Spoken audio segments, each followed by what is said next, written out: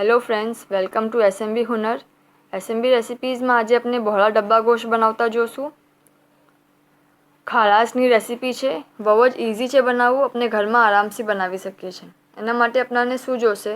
नमक स्वादना हिसाबथी, 500 ग्राम बोनलेस गोश्त, 3 टीस्पून अदरक लसन अने ग्रीन मरचाનું पेस्ट, 1 टीस्पून जीरुं, 2 टीस्पून घઉંનો આટો, 2 ટેબલસ્પૂન કાજુનું પેસ્ટ, 2 ટેબલસ્પૂન ખુરચેલું નારિયેળ, 1 ટીસ્पून गरम मसाला, 2 क्यूब्स चीज़ना, 1 कप दूध, हाफ कप मैक्रोनी पास्ता या नूडल्स जे भी लेवू होय आपने कोई भी एक लई सको छो, 1 टमाटर, 1 भावनगरी मरचुं, 1 अंडू अने 3 टेबलस्पून घी।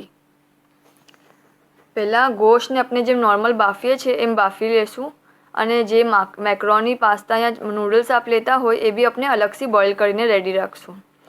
પછી એક કઢાઈમાં ઘી ગરમ કરશું અને એમાં અદરક લસણ અને મરચાંનું પેસ્ટ નાખશું અને જીરું નાખીને બરાબર હલાવી લેશું।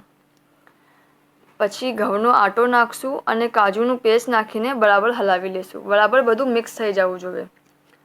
એના બાદ ખુરચેલું નારિયેળ નાખીને બરાબર મિક્સ કરી લેશું। પછી ગરમ મસાલો, ચીઝ, નમક અને સાથે દૂધ નાખશું અને બરાબર હલાવી લેશું। હરેક ચીઝ એડ કરતા જશું અને બરાબર મિક્સ કરતા જશું। પછી ગોશ્ત અને મેક્રોની જે આપણે બોઇલ કરીને રાખવું છે એ આપણે નાખી દેશું અને જરૂરત હોય તો આપણે यहाँ दूध भी વધારે થોડું નાખી શકીએ છીએ। બરાબર હિલાવીને 5 થી 7 મિનિટ્સ આપણે એને કૂક થવા દેશું। લાસ્ટમાં એક બોલમાં નિકાળશું અને એના પર આપણે બેડું નાખશું। બેડામાં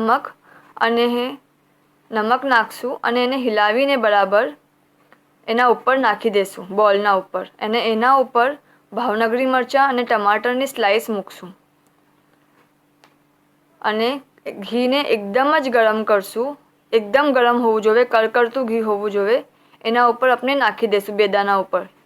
જે પ્યાલામાં આપણે એ અંડું ફોડેલું છે નમક નાખીને એના ઉપર આપણે આ ઘી આખું સ્પ્રેડ કરી દેશું। ઘી એકદમ જ ગરમ હોવું જોઈએ અને પછી જે વધારાનું ઘી હોય એને આપણે ચમચીથી નિકાળી લેશું। એ જ બોલમાં આપણે ગરમ